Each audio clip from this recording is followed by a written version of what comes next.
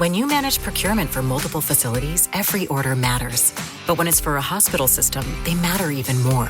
Grainger gets it and knows there's no time for managing multiple suppliers and no room for shipping delays. That's why Grainger offers millions of products in fast, dependable delivery, so you can keep your facility stocked, safe, and running smoothly.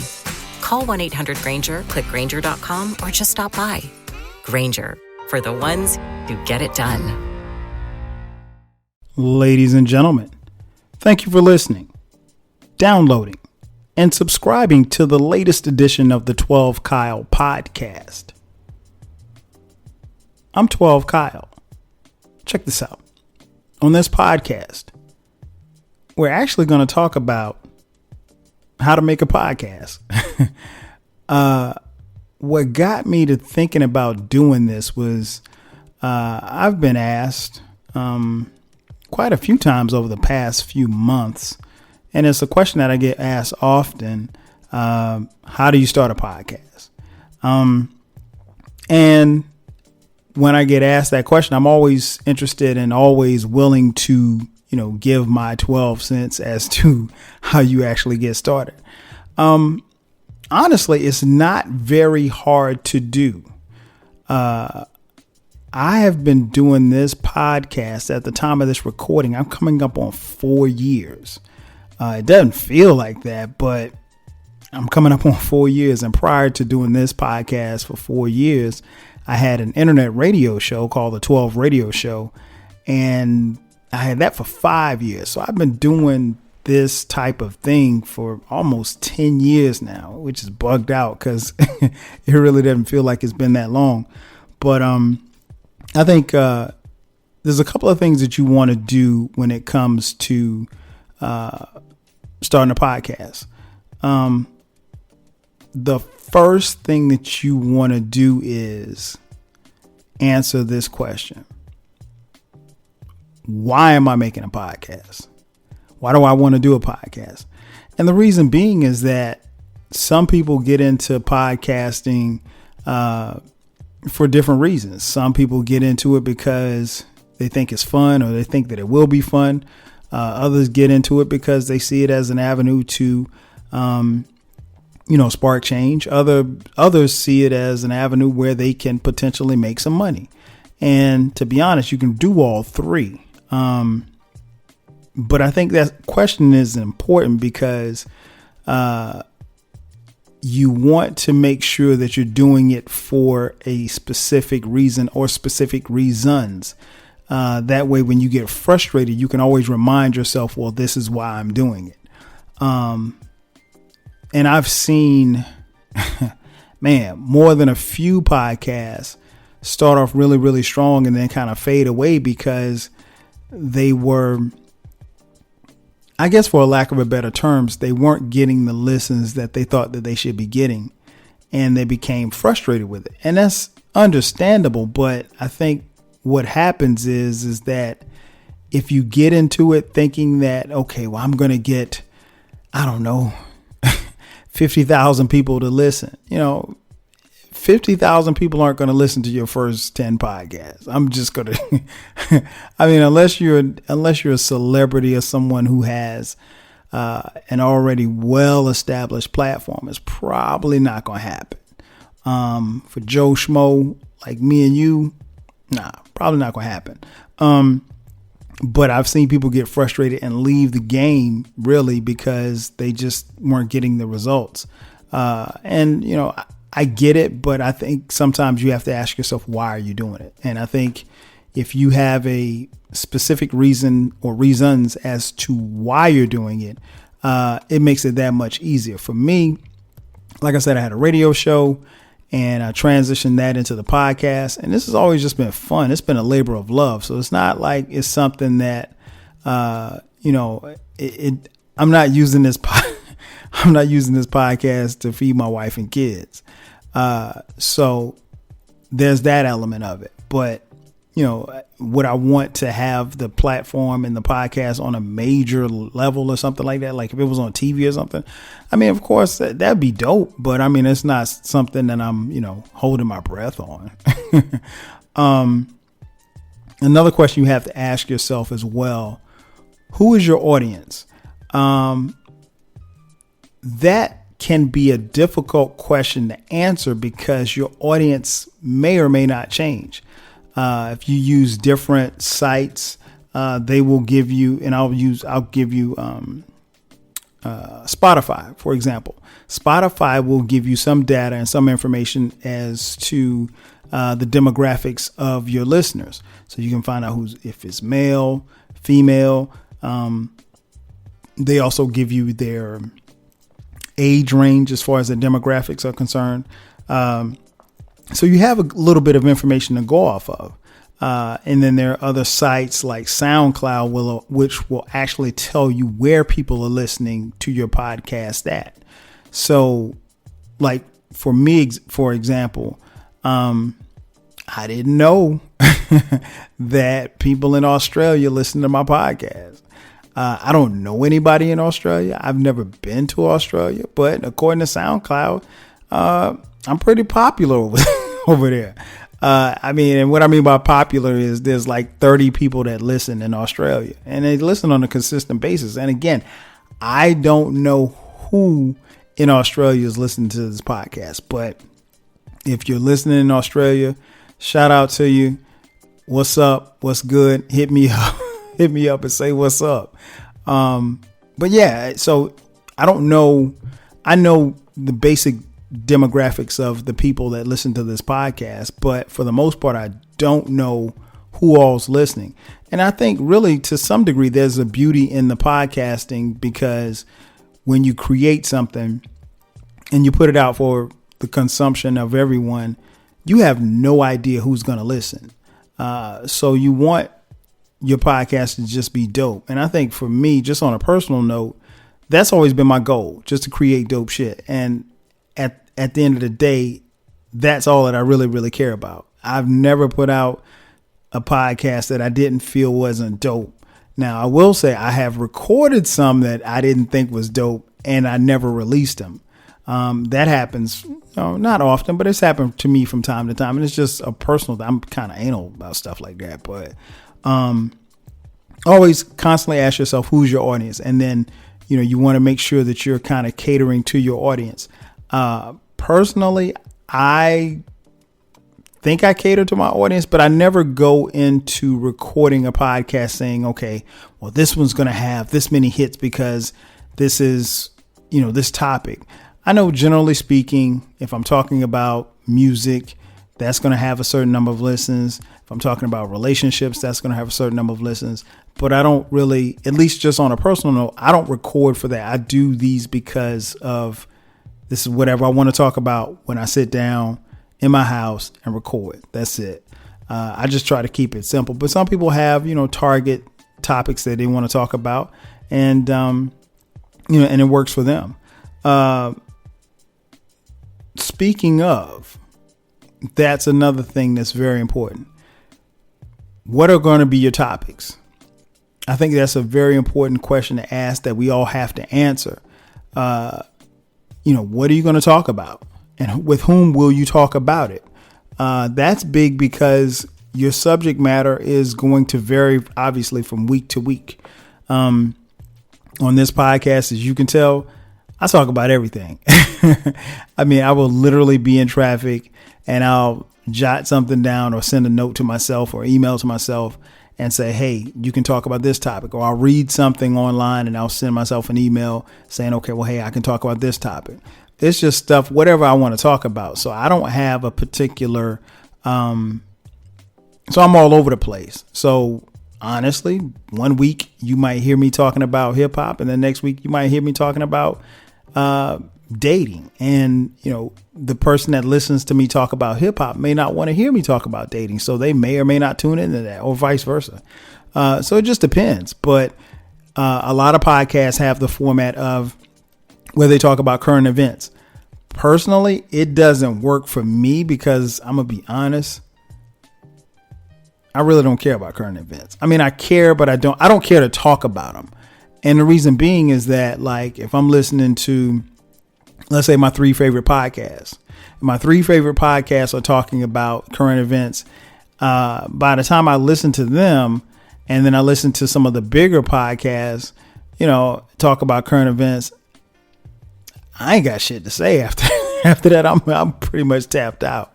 So I just on and for me in doing podcasts the way that I do them, none of my material is dated. I mean, like I said, the podcast is almost 4 years old. So if I'm talking about my personal experiences and things that I've done growing up, or if I'm talking about a college story, or if I'm talking about my perspective on a music piece of work, it's not dated. So you can always go back and listen. It's not like, I was talking about the presidential election last week and you missed it. And a month from now, you can't go back and listen to it because the news will be old and dated.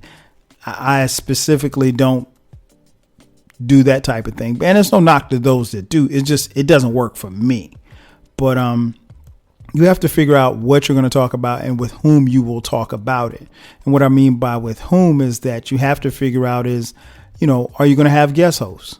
And if you do, how often will you have guest hosts? Will you have a permanent guest host, or will you, randomly have different hosts from time to time? So it just really just depends on, what you want to talk about. I think what I found is that people will if people feel engaged and feel, encouraged by what it is you're saying, you're not boring them to death. They'll tune in. How long they tune in, I'm not sure. It depends on what you do to keep them locked in. But if you're talking about current events, if you're talking about whatever happened yesterday on Twitter, I think generally speaking, you can keep people engaged and involved, particularly if you're entertaining or if you have a little comedy. That helps as well. So you really have to decide that and just kind of figure out how that fits to your personality. Now, the biggest question people always ask is, when you start making a podcast, well, what do you need? Basically, you need a microphone and a computer. Duh. I know that's what you're saying. But beyond that, it just really depends on how intricate you want to be. You can have, the dopest microphone that costs $400, or you can have just a pretty much basic microphone that costs $50. It just depends. Your computer can be your desktop or your laptop or whatever the case may be, or it can be a iPad, whatever that you need to do to connect to wherever you need to connect to. The biggest thing is when you're starting a podcast is figuring out where you're going to launch it from. Are you going to launch it from a website? Or are you going to launch it from a streaming site? Like Anchor or what's another one? SoundCloud or iTunes. You have to figure out where you're going to launch it from. But other than that, once you figure those things out, it's pretty easy. And I tell people all the time, and I'll share this with you, do not be afraid to use Google. Google truly is your friend. When I was setting up this podcast, I didn't have any help. I didn't know what I was doing, but I just kept Googling things, how to upload a podcast to iTunes. I remember typing that up, and one of the things like in particular about iTunes was that you had to, before you could upload the podcast, you had to have your cover art, if you will, for your podcast. So my cover art for my podcast is a backdrop of the city of Atlanta from the Jackson Street Bridge. And so for me to do that, it has to be a certain size, and Apple will not accept it if it's not the exact right dimensions. But I didn't realize that. I just thought, okay, well, hey, I just upload it and that's it. But it's not as simple as that. But it's not tedious, but it's certain steps that you have to go through depending on whichever sites that you want to use. But it's not hard either. Again, Google is your friend. And the next thing you want to do is, just figure out which platforms where you want to have your podcast. I would suggest putting your podcast on every possible site that you can, whether it be Apple, Spotify, Google Play, SoundCloud, Stitcher, Overcast, Castbox, Player FM, iHeartRadio. My podcast is on every one that I just named. Just recently got on iHeartRadio. I don't even know how it was on iHeartRadio because I never submitted to put it on iHeartRadio, but it's there. And then you also want to promote and let people know that, hey, this is where I am. And so, that's very important that you put it on as many platforms as you can, because people will listen and gravitate from that. Now, of course, for some, it's easier for them to hear it on one particular site than it is others, because, again, like I have Spotify, the podcast is on Spotify, but everybody doesn't listen to podcasts on Spotify. So when I'm promoting, I do promote Spotify, but I also, I can't just promote just that, because I don't want to shut out my audience. I want everybody to have the maximum opportunity to hear what it is I have to say on each podcast. A couple of do's and don'ts that you have to keep in mind as you're moving forward once you get the podcast up and running. Don't be afraid to talk. I know that sounds crazy, but some people, really get nervous and apprehensive about speaking into a microphone, knowing that people outside of their friends and family will hear it. I love to talk. As you could tell, what you may not know is I'm extremely shy and quiet. But seriously, I love to talk. So talking is not a problem for me, but don't be afraid to talk. One thing you should do, and I would recommend this, do collaborate with other podcasters if you can. I think that's it's always good to blend, energy and synergy with other podcasters, particularly people that you like and people that like you and listen to your podcast and you listen to theirs that you kind of vibe with.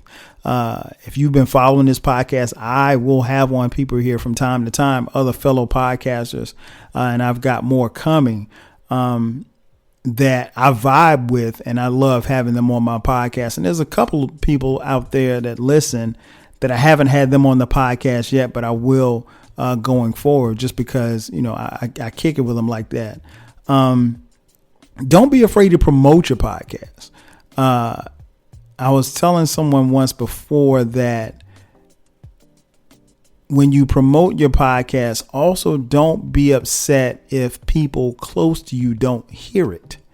And I'll give you an example. Like one of my biggest fans is my dad, right? If you know me, you know my dad. My dad is, he loves me to death. I'm his son. I'm his oldest child. But I don't really, as much as my dad supports me, I don't expect my dad to to listen to the podcast and listen to me talking about why Jay-Z fell off. So, he's 73 years old. He's not listening to why Jay-Z fell off, but the people close to you may not hear it or may not get it. And to be honest, sometimes people close to you may or may not have the time nor capacity to listen to podcasts. I listen to a lot of podcasts when I'm in traffic, when I'm at work, because I'm not bothered. I don't have to talk to anybody at work. I work independently, so I'm just in my office, just chilling, and I don't have to, I as long as I'm not interrupted, I'm cool. But everybody doesn't have that type of time nor space where they can, listen. So, don't be upset if, the people close to you don't get a chance to hear your podcast. But yeah, don't be afraid to promote your podcast, especially if you feel like you got some good shit. If you feel like your podcast is dope, and which you should, don't be afraid to promote it. Let people know. And you don't necessarily, and sometimes I know you probably could feel like, okay, well, I don't want to be bothering people, but you're really not bothering people. You're just letting folks know, hey, I'm out here. One thing that you should do, be patient. Rome wasn't built in a day. To build up your audience is going to take time, and you have time. I mentioned earlier about the podcasters that I saw who kind of fell off. because they weren't necessarily getting the numbers or the listens that they thought that they should initially. Again, Rome wasn't built in a day. I had quote unquote base, if you will, because a lot of people who listen to the radio show that I used to have would come and listen to the podcast. And then I picked up more people along the way, through social media and things of that nature. And to be honest, other than a handful of people, I really don't know who's going to listen week in and week out. But I'm not sitting around worrying about who's listening, who's not. I know that I'll put it out there and people will listen, but who's actually listening, I don't know. But be patient. Rome wasn't built in a day. What's another thing? Oh, please, for the love of God, if you have guests, don't talk over your guests. Let your guests talk. Man, I was listening to T.I.'s podcast, and T.I.'s new to the podcast game. And, I like T.I. T.I. represents the city that I live in, that we both live in, Atlanta. Love T.I., man. Good dude. And, I wanted to hear what he had to say, but I mean, he just kept talking. Like, he would ask his guest a question, and he would just, as soon as they started talking, he'd almost answer the question for them or cut them off. Allow your guests a chance to speak, because more often than not, the people tuned in to hear your guests talk, not you. Do understand that it's not necessarily about the numbers. I mean, numbers will come. Again, now, if you're looking to create a podcast and have this podcast take off and blow up and you quit your job, I don't want to tell you that it can't happen, because it can, but understand that it's just not about the numbers. Because if you're strictly about the numbers, at some point in time, your listening public will hear that. And it comes off as, I don't know, desperate maybe. Also, don't assume, particularly when you're recording and you're talking to people, don't assume that people know who you are. Or, don't assume that people know who your guests are, even if you have your guests on frequently. I have guests on all the time. And like, when I have my guests on, I make sure that I introduce who they are. There's nothing worse than tuning into a podcast and you hear 4 people talking and you don't know who the people are that's talking. There's somebody new listening each time. So yeah, from time to time, you'll hear me do a reset saying, hey, this is 12 Kyle. I'm married, kids, live in Atlanta, graduate of South Carolina State University. And that's stuff that people who've been listening since day one, they already know. But a lot of times that's for the people who don't know, who may be tuning in for the first time. So you can't assume that people just know. One thing that you should do is be creative. Don't ever force your creativity. There's been times myself, and I'll speak on this. There's been times where I just either recorded something or maybe the topic I didn't think was to my liking, whatever. And I'm sitting here and I'm like, okay, I should record this. And then I start recording and then I just stop during the recording because it feels like I'm forcing it. You don't ever want to force your creativity. Be yourself, be calm, be cool. And just put out dope stuff, man. But if you feel like you're recording something and it just doesn't feel good as you're talking about it, or you don't feel like you're as informed as you should be, stop recording. Don't force your creativity. And the last thing you should not do, don't make podcasting a job when it's not. Now, if this is your 9 to 5 and this is something that you're doing that is bringing in the money, that's different. But one of the quickest ways that you can resent your podcast is by making it like you're putting in so much work for it that you feel like almost indebted to it. Like if you work a regular 9 to 5 and then you come home and you're spending, 5-6 hours on the podcast, that can be tiresome.